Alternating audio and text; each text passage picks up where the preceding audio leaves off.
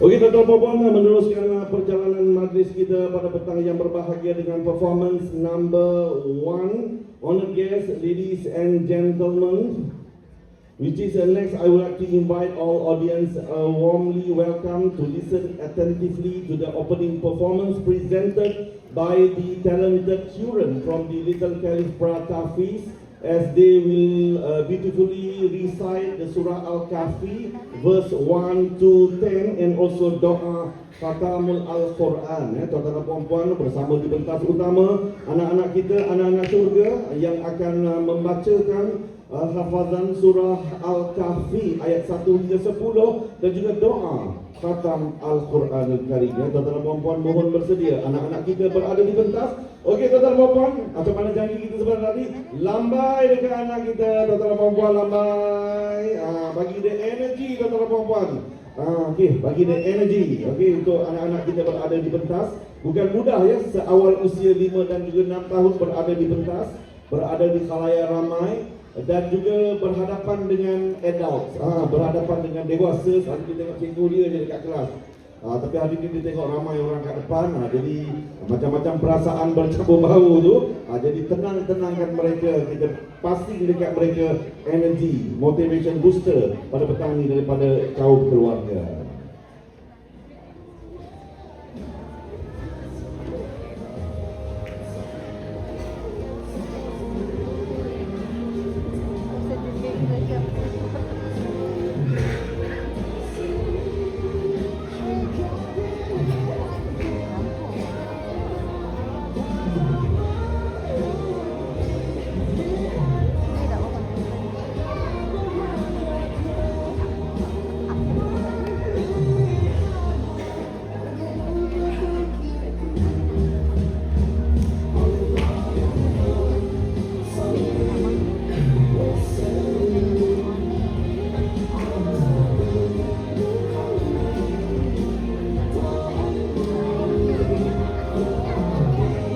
Okey, teman-teman, tuan-tuan dan puan-puan yang berada di pentas, datangnya daripada 4 buah tadika, ya, Little Caliph Jalan Pegawai, Little Caliph Jalan Langgar, Little Caliph Mergong dan juga Little Caliph Kuala Kedah.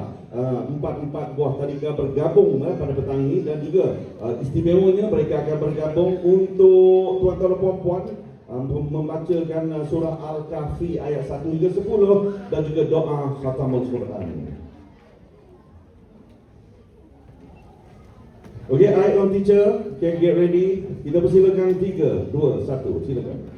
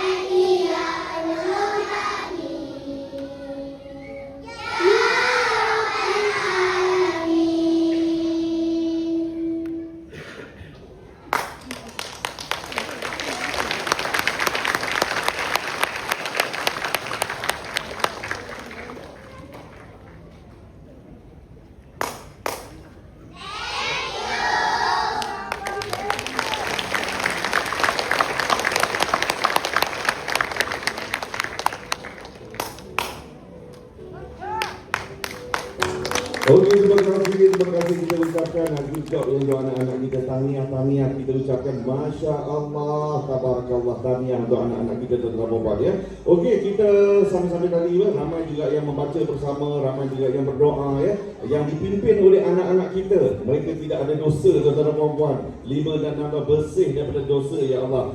Jadi semoga apa yang diungkapkan sebentar tadi, apa yang diaminkan sebentar tadi insya-Allah diangkat oleh para malaikat untuk kita kesejahteraan kita bersama ya. Okey tuan-tuan dan puan, mari sekali lagi barangkali penghargaan dan ucapan ribuan terima kasih. May their recitation bring blessing and mercy to this noble event. Thank you very much ya. Okey, kita ucapkan ribuan terima kasih.